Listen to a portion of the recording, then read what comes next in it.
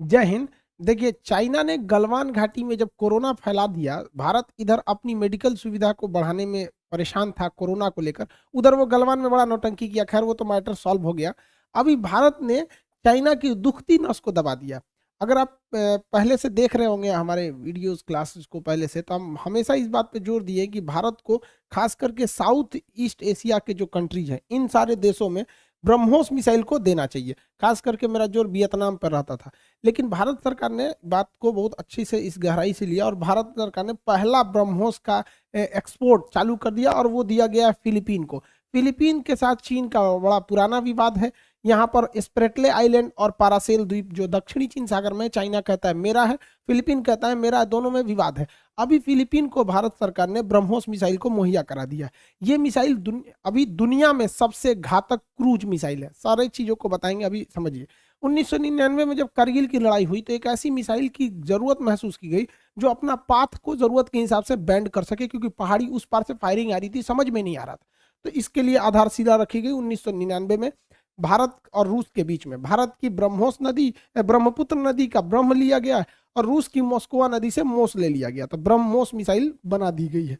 2001 में इसका पहला ट्रायल मतलब टेस्ट किया गया। 2006 से इसे पूरी तरह से भारतीय सेना में कंडक्ट कर लिया गया। उसके बाद से और आज तक इसके कई सारे सुधार हुए हैं, कई सारे वर्जन आए गए हैं और उसके और ज्यादा घातक और एडवांस बनाया गया इस मिसाइल को। इस मिसाइल की कई खासियत है, उसे हम समझ जाते हैं। इसे कई जगहों से आप फायर कर सकते हैं। ये सुपरसोनिक है। सुपरसोनिक उसे कहते हैं जो आवाज की रफ्तार से भी तेज चलता है। इसके 3.5 मेक का है। 3.5 मेक का मतलब होता है ध्वनि की चाल से 3.5 गुना। 1 मेक मतलब ध्वनि की चाल के बराबर, 2 मेक मतलब 2 गुना, 3 मेक मतलब 3 गुना। ये 3.5 मेक है, यानी लगभग 1.2 किलोमीटर पर सेकेंड। 1 सेकेंड में 1.25 किलोमीटर निकल जाता है, इतनी तेज रफ्तार का है। ये रैमजेट इंजन पे काम करता है। रैमजेट इंजन अभी समझाएंगे। ये एक ऐसा इंजन होता है ना जिसे तेज हवाओं की जरूरत होती है। ये आगे से बहुत तेज हवाओं को लेता है और पीछे छोड़ने के लिए एक पतला रास्ता रहता है, इसलिए जब हवाओं को लेने के बाद पीछे छोड़ता है तो अपने से आगे ढकला जाता है वो। ये क्रूज मिसाइल है। क्रूज मिसाइल कभी भी ज्यादा ऊंचाई पर नहीं जाती हैं। क्रूज मिसाइल हमेशा नीचे नीचे ऊंचाई पर जाते हैं। ये 4 मीटर, सोचिए 4 मीटर एक छत की ऊंचाई होती है, एक तल्ला 4 मीटर का। उतनी ऊंचाई से लेके 15 किलोमीटर तक की ऊंचाई पे जाता है। अमूमन ये 50 मीटर की ऊंचाई पर निकलता है, इसलिए दुश्मन का रडार इसे पकड़ नहीं पाता है। इसलिए इसे पेड़ वाली मिसाइल या ट्री मिसाइल कहते हैं। ये बहुत ही घातक हो जाता है। इसका रेंज 290 किलोमीटर भी है, क्योंकि जब हम लोग MTCR के सदस्य नहीं थे, तो जो देश MTCR का सदस्य नहीं रहता है उन देशों को 300 किलोमीटर से ज्यादा मारक क्षमता की मिसाइलें खरीदने और बेचने पर रोक रहता है। इसलिए दिमाग लगाते हुए हम लोगों ने इसकी शुरुआती रेंज 290 किलोमीटर रखी थी। फिर हम लोग जल्दी MTCR के सदस्य बन गए। चाइना अभी उसका है नहीं, तो हम लोग कितनी भी मारक क्षमता को बना सकते हैं। तो अभी हम लोग के पास 650 किलोमीटर मारक क्षमता का ऑलरेडी है, टेस्ट करके एकदम फुल टू रेडी सेना को हैंड ओवर किया जा चुका है। 800 किलोमीटर वाले पे वर्क चल रहा है। जो बेचने की बात चल रही है वो 290 किलोमीटर वाला है। चाइना के लिए यही बहुत है। यहाँ ये कई तरह से हमला कर सकता है। ये जमीन से हमला कर सकता है, जमीन से कहीं पे भी मारा जा सकता है इसे। देखिए, इसको मोबाइल लॉन्चर से ना ट्रक वगैरह पे लोड करके एक जगह से दूसरे जगह ले जाया जा सकता है। और जब हमला करना रहता है तो इसे अपने स्टैंड पर खड़ा कर दिया जाता है। लेकिन ये पूरी तरह ऊपर नहीं जाता है, क्योंकि ये क्रूज मिसाइलें घूम जाएगा यहाँ पर। जैसे ये लॉन्च के लिए हो गया, ये इसका कंट्रोलिंग सिस्टम हो गया। अब जब इसको लॉन्च किया जाएगा ना तो इसके ऊपर का ढक्कन हट जाएगा, काफी दूर तक हमला करता है और घूम जाता है। राउंड ऐसे घूम जाएगा, ऊंचाई पे नहीं जाएगा, क्योंकि क्रूज मिसाइल है और जाके एक्यूरेट अपने पिन पॉइंट पर हमला करता है। इसे किसी भी शिप से मारा जा सकता है। अब शिप में भी दो तरह से होते हैं। एक वर्टिकल लॉन्च होता है। वर्टिकल लॉन्च से फायदा ये होता है कि इसे किसी भी डायरेक्शन में मोड़ सकते हैं। और वर्टिकल लॉन्च एक होता है हॉरिजेंटल लॉन्च, सीधे लॉन्च करने के बाद ये उड़ने के बाद अपना पाथ को बदल लेता है ताकि नीचे रह जाए, रडार के पकड़ में नहीं आए। ब्रह्मोस मिसाइल को शिप से भी लॉन्च किया जा सकता है। शुरुआत में ये वर्टिकल लॉन्च करता है, उसके बाद से ये अपना पाथ को थोड़ा सा घुमाता है और उसके बाद वो टारगेट की ओर निकल जाता है। जिससे कि ये वर्टिकल लॉन्च करने से फायदा ये होता है कि किसी भी डायरेक्शन में इजीली इसे मोड़ा जा सकता है। देखिए, इसको शिप के कैनिस्टर जो होता है रखने वाला, उसमें से रख के डायरेक्ट इस तरह से सामने भी फायर किया जा सकता है और ये जाके एक्यूरेट किसी दूसरे शिप पर, दुश्मन के शिप पर धावा बोल देती है। इतना तेज गति से ये निकलती है मिसाइल ताकि दुश्मन को संभलने का मौका नहीं देती है। और एक्यूरेसी इसका सबसे जबरदस्त है। एक्यूरेसी में ये मामले में मिसाइल का कोई तोड़ नहीं है। एक्यूरेट हमला करती है और किसी भी शिप को महज 1.5 से 2 मिनट के अंदर उसको डुबा देती है। जब इस पे हमला होता है तो वो सिर्फ बचना उसका नामुमकिन हो जाता है। इसे सुखोई जहाज द्वारा इसके एयर वर्जन को भी सक्सेसफुली टेस्ट किया जा चुका है। अब ये हवाई हमले पे भी कर सकता है। देखिए, सुखोई जहाज की मदद से ब्रह्मोस का एयर वर्जन को भी परीक्षण किया गया और वो भी हमें बहुत ही सटीक निशाना दिया। देखिए, जब मिसाइल को जहाज से ड्रॉप कराया गया तो डायरेक्ट फायर नहीं हुई, बल्कि वो मिसाइल से जहाज से ड्रॉप होके वो मिसाइल नीचे आई, और जब नीचे आने के बाद जो रडार जोन से थोड़ा सा बाहर हुई, हाइट कम हुआ, तब उसको फायर किया गया। उसके बाद उसमें इग्निशन चालू हुआ और वो फायर हुआ। सबसे घातक इसे तब बना दिया जाता है जब इसे सबमरीन से लॉन्च कर दिया जाता है। पनडुब्बी यानी सबमरीन को साइलेंट किलर कहा जाता है। द्वितीय विश्व युद्ध में जर्मनी की सबमरीन, जिसे यू बोट्स कहा जाता था, अमेरिकी नौसेना के बेड़ में खलबली मचा दिया था। ये यू बोट्स जो होते हैं यानी सबमरीन समुद्र के अंदर रहते हैं और ये अंदर अंदर अंदर अंदर मिसाइलों को मार देते हैं। पता भी नहीं चलता है कहाँ से मिसाइल बाहर निकल गया। तो इसे समुद्र के मतलब पनडुब्बी से भी इसे मारकर परीक्षण किया जा चुका है। अब पता ही नहीं चलेगा कि कहाँ सबमरीन है, अंदर से ही अचानक मिसाइल आएगा, मार के चला जाएगा। सबमरीन जो होती है उन्हें साइलेंट किलर के नाम से जानते हैं। ये बहुत तेजी से समुद्र के अंदर घुस जाती है। इसके अंदर एक टैंक होता है जो एयर रिलीज करके पूरी पानी को अंदर ले लेता है, और पूरी की बड़ी सी सबमरीन जो होती है वारशिप के बराबर होती है, वो पूरी तरह से पानी के अंदर घुस जाती है और अंदर जाने के बाद वो मिसाइल से अटैक करती है। तो बाहर से पता ही नहीं चलता है कि मिसाइल आया कहाँ से। ये पूरी की पूरी सबमरीन अंदर सबमर्ज हो जाएगी इसके समुद्र के अंदर। देखिए, सबमरीन जो है समुद्र के अंदर रहेगी, दिखेगी नहीं, और अंदर अंदर मिसाइल मार देगी। ये तो धुआं है उस मिसाइल का। अब ये मिसाइल आ कहाँ से रहा है वो नहीं पता चल रहा है, ये तो उसका केवल धुआं है, और अंदर से ही वो मिसाइल मार सकती है, जिस वजह से इस जो ब्रह्मोस मिसाइल है उसे कहीं से भी लॉन्च किया जा सकता है और एक के बाकी एक ये ताबड़तोड़ हमला कर सकता है। इस मिसाइल की एक और खास बात यह है कि इसे पहाड़ी क्षेत्र में बड़ा बेहतरीन यूज किया जा सकता है। जैसे मान के चलिए दुश्मन का यहाँ पे जमावड़ा है, यहाँ पता है बहुत सारे दुश्मन है। अब मिसाइल आप कोई भी मारेंगे तो मिसाइल सीधे जाती है इस तरह से, बट दुनिया की एकमात्र ऐसी मिसाइल ब्रह्मोस मिसाइल है जो क्रूज मिसाइल है। यहाँ से मारिएगा तो यहाँ से 80 डिग्री के एंगल पे ये नीचे घूम जाएगा। अब ये लोग आराम कर रहे थे कि यहाँ कोई कैसे मारेगा, खास करके हमारा कश्मीर से जो एरिया है, चाहे वो पाकिस्तान से लगता है या चाइना से लगता है, वहां पर ये समस्या बड़ी ज्यादा देखने को मिलती है। चाइना कह रहा था ना कि मतलब हम, आप देखे होंगे चाइना ने जो वीडियो बताया था कि कैसे उन लोग को भारतीय सेना ने थूर दिया, तो उसमें भी दिखा होगा कि आपको पहाड़ी एरिया है तो ये मिसाइल है 80 डिग्री पे घूम सकती है। यानी आप इसे कह सकते हैं ब्रह्मास्त्र, कहीं पे भी इस्तेमाल कीजिए, एक बार निकलेगा तो थूर के ही लौटेगा। भारत और चीन सीमा का जो एरिया है वहां पहाड़ी क्षेत्र है और वो पहाड़ों का ढाल 80 डिग्री तक में है, तो उस साइड जब दुश्मन छुप जाते थे तो दिखाई नहीं पड़ता था। अब यहां से दुश्मन अगर दूसरी चोटी की ओर है तो वहां पे मिसाइल हमले का कोई खास असर नहीं करता था। तो इस वजह से जो ब्रह्मोस मिसाइल है, अगर उसको यहाँ से अटैक किया जाएगा तो आएगी सीधे, और वो यहाँ से वो भी मिसाइल जो है वो नीचे की ओर ऐसे घूम सकती है। तो पहाड़ी एरिया में जो ब्रह्मोस मिसाइल है वो दुश्मन के अंदर छुपे वाले एरिया में, अब जैसे इस और घाटी जो ये गहरी घाटी है, इसमें भी ऐसे डाउन हमला कर सकती है, जिस वजह से वो बहुत ज्यादा खतरनाक हो जाती है। खास करके इस तरह के पहाड़ी और दुर्गम दर्रों वाली क्षेत्र में और ज्यादा घातक हो जाती है। इसके टेक्निकल स्पेसिफिकेशन को समझते हैं। जब ब्रह्मोस मिसाइल मारी जाती है तो इसके रास्ते जो होते हैं, फ्लाइंग पीरियड, उसे दो भाग में बांटते हैं। एक शुरुआती वाला होता है जिसे मिड कोर्स कहते हैं, जब ये अपनी मतलब टारगेट की ओर बढ़ रहा होता है। उसके बाद टर्मिनल फेज होता है। शुरुआत में जैसे मान के चलिए 300 किलोमीटर मारना है, तो शुरुआत में तो ये पता चल जाता है ना कि मारना किस एरिया में। जैसे मान के चलिए कि हमको लाहौर के पास या फिर बीजिंग के पास हमला करना है, तो पहले मिसाइल को बीजिंग तक पहुंचाइए, तो उसके बाद वो अपना एक्यूरेसी को ध्यान रख लेगा। तो जब वो अपने टारगेट के करीब पहुंचता है तो उसे मिड कोर्स कहते हैं। इस दौरान इसे रडार द्वारा रास्ता दिखाया जाता है कि भाई ये दाहिने बाएं ऊंचा नीचे इधर पहुंच जाओ।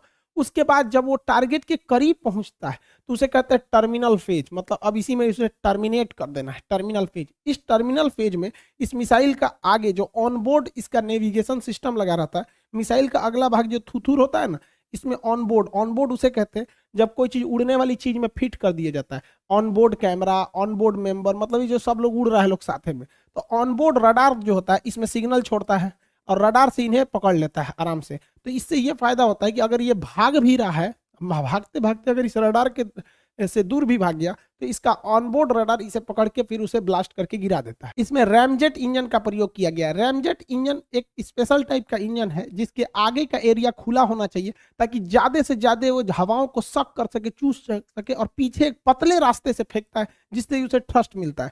इसके आगे एक कवर लगाया गया रहता है जिसे हम लोग नोज कैप कहते हैं। ये ये उस समय तक अपने अंदर जो रैमजेट इंजन लगा हुआ है उसे प्रोटेक्शन देता है जब मिसाइल फायर नहीं की गई रहती है, खड़ी की गई रहती है, क्योंकि आगे का एरिया को प्रोटेक्शन देना जरूरी है, वरना इसमें धूल कण या कुछ भी पार्टिकल अटक सकता है और रैमजेट इंजन काम करना छोड़ सकता है। तो ये आगे का कैप होता है। जब कभी भी मिसाइल को फायर किया जाता है तो जब मिसाइल उड़ती है तो इसका कैप देखिए बाहर हट जाता है। लेकिन कुछ ऐसी भी सिचुएशन आते हैं जब मिसाइलों को पहले ही पूरी बॉडी को कवर करके रखा जाता है। देखिए ये कैनिस्टर में पूरी बॉडी को कवर करके रखा है, तो इसमें ना वो कैप लगाने की जरूरत नहीं। देखिए ये तो बाहर निकलवा कर इसे थूथूर झांक रहा है, तब इसका इसे खुला हुआ है, कैप लगाने की यहाँ पे जरूरत नहीं है। लेकिन कैप इसलिए लगाया जाता है कि इंजन क्या करे, सॉफ्ट रह सके। यहाँ इसके ऊपर जो खोल मतलब ये जो कैप लगाया गया रहता है वो यहाँ पे ब्लास्ट होने के बाद खुल जाता है और आगे का रैमजेट इंजन को आगे जाने के लिए वो हेल्प करता है। वो आगे का नहीं खुलेगा तो फिर रैमजेट इंजन आगे काम नहीं कर सकता है, सेफ रह सके। ये इसे हम लोग कहते हैं नोज कैप। इस रैमजेट इंजन की सबसे बड़ी खराबी होती है ये डायरेक्ट स्टार्ट नहीं हो सकता है। पहले तो इसको हाई स्पीड चाहिए, इसमें बहुत तेजी से हवाएं आएंगी और ये हवाएं जब अंदर घुस के पीछे से निकलेंगी तभी ये स्टार्ट हो सकता है, अदरवाइज में चालू नहीं होगा। तो भैया इसको उतना हाई स्पीड देगा कौन? तो इसके लिए इसके पीछे एक सॉलिड इंजन लगा दिया जाता है। सॉलिड इंजन वैसे होता है जैसे दिवाली का रॉकेट होता है, मारेंगे माचिस धड़ाम से उड़ा ले जाता है, वैसे ये दिवाली के रॉकेट। अब इसमें माचिस थोड़े मारिएगा आप, अजीब तो समझदार हैं आप लोग। तो ये यहाँ रहता है सॉलिड इंजन। ये सॉलिड इंजन इसको बहुत तेज ढकेलता है, बहुत तेज ढकेलता है, और जैसे ये धकेलेगा आगे का ये थुतुर खुल जाएगा। अब यहाँ देखेंगे तो यहाँ इतना बड़ा इसका खोल है, मुंह है, इसमें हवाएं तेजी से आती हैं, हवाएं तेजी से आती हैं। अब पीछे निकलने का यहाँ छोटा सा जगह दिया गया है, हल्का सा। अब भाई घुसने का तो हवाएं घुस गई, निकलने का जगह ही नहीं है, निकलेंगी तो इसको धड़ाम से आगे की ओर ढकेलेगी। बीच वाले हिस्सा में रहता है लिक्विड फ्यूल। तो ये दो तरह के स्टेजेज पे चलता है। पहला स्टेज केवल इसे प्रारंभिक लिफ्ट देता है ताकि रैमजेट इंजन को स्टार्ट किया जा सके। अब काम चालू होता है रैमजेट इंजन का जो लिक्विड फ्यूल पर काम करता है। देखिए ये ब्रह्मोस मिसाइल का अंदर का सीन है। यहाँ अंदर देखेंगे ये बाहर से खोल है, यहाँ पर ये सॉलिड इंजन है, यहाँ पर इसका लगा हुआ है ये क्या नाम है, रैमजेट इंजन। ये आगे वाला हिस्सा ये केवल लड़ाई के काम में आता है। ये ब्लैक वाला हिस्सा देख रहे हैं, ये तो कैप लगा हुआ है। ब्लू वाले हिस्सा में नेविगेशन सिस्टम वगैरह है। यहाँ देखिए ये जो है ब्लैक वाला हिस्सा, इसमें रडार वगैरह है। ये कैप नहीं, कैप तो निकल जाता है बाहर, वहां पे ये रडार है, ये कंट्रोलिंग सिस्टम है। पीछे में बारूद भरा हुआ था, यही है वारहेड। ये बीच वाला हिस्सा जो है रेड वाला देख रहे हैं, ये वारहेड। बाकी का जितना मिसाइल है इतना परसेंट ये तो केवल उसे ले जाने का काम करता है। ये आगे वाला हिस्सा रास्ता दिखाने का काम करता है। बीच का ये जो हिस्सा है यही मेन तबाही लाता है, जिसे हम विस्फोटक एक्सप्लोसिव कहते हैं। अब ये काम कैसे करेगा? तो भाई पहला स्टार्ट तो हो गया इसका फर्स्ट फेज, सॉलिड इंजन। ये ढकेलेगा, आगे का कैप हट जाएगा, हवा अंदर घुसेगी, निकलने का बहुत पतला रास्ता इसलिए ढकेलेगी। लेकिन केवल हवा के ढकेलने से ये नहीं जा सकता है। अब इसका मेन प्रिंसिपल समझिए। देखिए ये है हमारा रैमजेट इंजन। यहाँ अगर आप ध्यान देंगे तो आगे से ये हवाओं के घुसने का रास्ता है, यहाँ से हवा घुस जाती है। और जैसे हवा अंदर जाती है यहाँ पर एक फ्यूल होता है। फ्यूल क्या करता है, मिक्स कर दिया जाता है, उसमें फुहारा मारा जाता है। एक नोजल होता है जो उसमें फुहारा, जैसे बचपन देखे लड़का पानी पी के ऐसे मारता है तो बूंद बूंद बन जाता है पानी उसका फ्यूल का, जो लिक्विड फ्यूल है वहां पर। तो हवाएं इसमें अंदर तो चली गई और अंदर इतनी स्पीड से गई हैं, इतनी स्पीड से, तो स्पीड भी बहुत है, हाई प्रेशर हो गया है। और इसी में क्या मिला दिया गया है, फ्यूल मिला दिया गया है। अब ये हवाएं केवल हवा नहीं रह गई हैं, उसके अंदर फ्यूल है। और जैसे ये आगे बढ़ती हैं ताकि इधर पीछे से निकल जाए, यहाँ तो फ्यूल मिला दिया गया, आगे बढ़ती है निकल जाए, तो यहाँ जालीनुमा देख रहे हैं इसमें लगा होता है स्पार्क पर, उस वहां चिंगारी मार देता है। अब यही हो गया बवाल। एक तो हवाएं घुसी थी बड़ी ज्यादा, बहुत ज्यादा हवाएं घुसी थी, उस पे से रास्ता पतला और उसमें मिला दिया फ्यूल। अब ये हवा सोच रही हम निकले तो ये इधर निकलेगा तो अपने इधर फेंक देगा, और उस पे से यहाँ लग गया स्पार्क, यहाँ लग गया आग। आग लगने के बाद हवाओं का इतना भयानक प्रेशर हो जाता है, टेम्परेचर इतना भयानक होता है कि इधर से निकलती हैं मिसाइल को आगे बहुत तेज से लेके चली जाती है। यही प्रिंसिपल होता है रैम जेट इंजन का, कि पहले तो जहाज या किसी भी मिसाइल को, मतलब मेनली ये मिसाइलें में यूज होता है या फिर लड़ाकू जहाज में यूज होता है, पैसेंजर वाले में यूज हो जाएगा, रैम जेट जहाज ही उड़ जाएगा। जब हम छोटे थे तो भारत का MiG-21 जहाज देखते थे तो हमको लगता था कि इंजीनियरों से एक बहुत बड़ा गलती हो गया, इसको बनाया कैसे है, यहाँ इस तरह से खोखला बना दिया है, उसमें इस तरह से ये निकाला है, इसमें तो हवाओं को टकराएंगी तो जहाज तो चलिए नहीं पाएगा, ये तो हवाओं को और रोकेगा, इसको एकदम चोख बनाना चाहिए था। बाद में पता चला जैसे ये तो रैमजेट इंजन है, ये भी सेम सिस्टम पे काम करेगा। रैमजेट इंजन है, जब जहाज का प्रारंभिक इंजन इसे ढकेल के ऊपर ले जाएगा तब रैमजेट इंजन चालू होगा, तो यहाँ बहुत तेजी से हवाएं इसके अंदर घुसेंगी। अंदर हवाएं जैसे घुसेंगी यहाँ पे अंदर जाएंगी यहाँ पर, तो यहाँ पे मिला दिया जाएगा इसमें फ्यूल टैंक से इसमें फ्यूल ईंधन मिला दिया जाएगा। ईंधन को स्प्रे करके मिलाया जाता है, सर पानी की तो धक धक धक नहीं फेंका जाता, स्प्रे करके मिलाया जाता है तो ये अच्छे से आग लग सके एक ही बार में। यहाँ स्प्रे में स्प्रे हो जाएगा, आगे जाएगा कंबसन चेंबर में, आग लग जाएगा। अब आग लगेगा तो निकलेगा धुआं पीछे और जहाज जाएगी आगे। यही होता है रैमजेट। रैमजेट की सबसे बड़ी खराबी है ससुरा को चलाने के लिए पहले एक एक्स्ट्रा इंजन चाहिए जो उतना स्पीड दे सके ताकि रैमजेट हवाओं को सक करके आग लगा के आगे बढ़ा सके। यहाँ आप पूरा डिजाइन समझिए, ये रैमजेट इंजन के सक करने के लिए इसका माउथ वाला हिस्सा यहाँ से एंट्री करेगा। ये शुरुआत का एरिया जो है ये यहाँ पर लगा होगा navigation system, control system, explosive. हवाएं जो जाती हैं वो इसके साइड से जाएंगी, हवाएं जाएंगी इसके साइड से ऐसे, और यहाँ जैसे जाएंगी हवाएं यहाँ पर उसमें फ्यूल मिला दिया जाएगा, यहाँ फ्यूल मिल जाएगा। उसके पीछे जैसे जाएंगी तो यहाँ पे रहेगा स्पार्क प्लग, यहाँ पे आग लग जाएगा और मिसाइल आगे बढ़ने लगेगी। शुरुआती से थ्रस्ट इसके पीछे का सॉलिड इंजन देता है, सॉलिड इंजन, और ये आगे बढ़ेंगे जहाँ लास्ट में टकराएगा यही वाला हिस्सा ब्लास्ट कर जाता है, एक्सप्लोजिव। रास्ते में इसका डायरेक्शन भी चेंज किया जा सकता है। जिस तरह पक्षियों के पंख होते हैं ना, इधर मुड़ना है इधर मुड़ना है, जहाज में भी होता है वो अपना डायरेक्शन चेंज करने के लिए, वैसे इन मिसाइलों में भी होता है। यहाँ देखिए ये जो इसके विंग्स हैं ये इसके डायरेक्शन को बदल सकते हैं, डायरेक्शन को बदल सकते हैं। अर्थात अगर मान के चलिए मार दिए मूविंग एरिया में है तो ये अपने से इसके आगे रडार लगा हुआ है, ऑनबोर्ड रडार। अगर जहाज इधर उधर भागेगा या टारगेट भागेगा ना तो दौड़ा के थूर देगा इसको। लेकिन कुछ ऐसी मिसाइलें होती हैं जिनमें ये आगे रडार नहीं लगा होता है या विंग्स वगैरह उतना मतलब एक्टिव नहीं रहते हैं, तो ऐसी मिसाइलों को मार के कहा जाता है कि अब आप इसे गाइड नहीं कर सकते हैं। इसलिए ऐसी मिसाइलों को कहा जाता है मारो और भूल जाओ, मतलब दागो और भूल जाओ। उसको मतलब बोलते हैं फायर एंड फॉरगेट, इस टाइप का मिसाइल, दागो और भूल जाओ मिसाइल। जैसे नाग मिसाइल चेंज नहीं कर सकते उसका रास्ता, तो मार के भूल जाइए, लगा कि नहीं लगा इसे मतलब नहीं होता है। तो ये आप इसका बेसिक कॉन्सेप्ट समझे। भारत अब ब्रह्मोस मिसाइल के टेक्नोलॉजी को और बढ़ाना चाहता है। इसमें भारत ना एक ब्रह्मोस मिसाइल का next generation BrahMos NG develop कर रहा है। ये साइज में बड़ा छोटा होगा और हल्का होगा और थोड़ा सा रेंज कम होगा, लेकिन मेन लड़ाई में यही काम आएगा। और एपीजे अब्दुल कलाम ने भी कहा था कि बड़ी मिसाइलें 100 पीस बन के रह सकती हैं। तो भाई साहब जो मिसाइल मैन ऑफ इंडिया कह रहे हैं कि 100 पीस बन के रह सकती है, हम आपसे क्वेश्चन पूछते हैं मिसाइल वुमेन ऑफ इंडिया किसे कहते हैं, कमेंट करके बताइएगा। तो ब्रह्मोस एनजी जो है ये छोटा होगा नेक्स्ट जनरेशन का, सबसे घातक होगा ब्रह्मोस 2। ब्रह्मोस 2 को हाइपरसोनिक बनाया जाएगा। ये दुनिया की फर्स्ट, अभी भी ब्रह्मोस दुनिया की सबसे फास्ट क्रूज मिसाइल है, मतलब जो नीचे नीचे जाती है, और दुनिया की सबसे ज्यादा एक्यूरेसी इसी की है 1 मीटर। मतलब अगर हम 600 किलोमीटर दूर से मारेंगे ना तो 1 मीटर आगे पीछे हो सकता है। मान के चलिए 600 किलोमीटर दूर, यहाँ से हम अभी बैठे हैं पटना में, और यहाँ से अगर कोई लखनऊ से हमारे ऊपर निशाना बनाया ना, यहाँ से 600 किलोमीटर है वहां से, तो हमारे ऊपर निशाना बनाया तो केवल 1 मीटर की ही डिफरेंस हो सकता है। मान के चलिए मेरे माथा पे बनाया तो मेरे पैर पे लग सकता है, इतना जबरदस्त इसकी एक्यूरेसी है। और जब बन जाएगा ब्रह्मोस 2 हाइपरसोनिक, तब तो बहुत जबरदस्त तबाही लाएगा। भारत 1962 का बदला जरूर लेगा, लेकिन कहा जाता है कि बहादुरी और बेवकूफ़ी में यह अंतर होना चाहिए। तो हम लोग धीरे धीरे अपने हथियारों का जखीरा बढ़ा ले, 1962 का बदला तो साला लेके रहेंगे हम लोग। तो ये डेवलप हो रहा है और धीरे धीरे ब्रह्मोस को और एडवांस किया जा रहा है। आने वाला जो ब्रह्मोस है वो बहुत हल्का हो रहा है और रेंज भी बढ़ रहा है। जबकि 2006 या 10 का ब्रह्मोस देखेंगे तो बड़ा भी था साइज में और रेंज भी कम था। तो भारत सोच रहा है कि उस सब मिसाइलवा को एक्सपोर्ट कर दिया जाए, वियतनाम को, इधर जापान, कोरिया, इस सब को दे दिया जाए, ले तुम लोग यहाँ पे रहो, ईएमआई पे ले जाओ, ले ही जाओ, सोच रहा पुरान हो गया वैसे भी। और भारत जो अभी बना रहा है वो हल्का भी है, छोटा भी है और घातक और दूर तक भी मार रहा है। तो ये बहुत बेहतरीन डीआरडीओ के वैज्ञानिकों ने काम किया, ऐसे वैज्ञानिकों को नमन। चाइना का एक और सरदर्द हो गया कि हिंद महासागर में एक छोटा सा द्वीप है मॉरिशस।